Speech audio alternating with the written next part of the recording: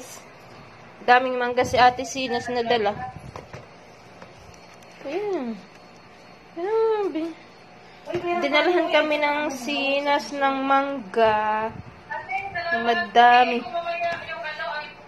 Bukas na lang, bukas na lang. Anong oras ka mag-ano bukas? Punta dyan. Hindi ko ba alam kasi maglilinis ako dun sa kabilang bahay nila pa dahil Daming mangga ni Ate Sinas. Bigay isang basket. Hindi na talaga ako Bigat. ano ngayon. Kailan kayo balik doon? Kailan ka mo ulit? Martes. Good pa. Sige, kaya ka na bukas sa umaga mo at kami hospital. Mga palis na kuhan ha.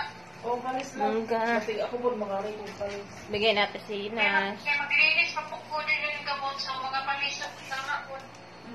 At tumamili, maglimpyo ko dito kay may kahawak ko ng upahan ba yan, nasay ko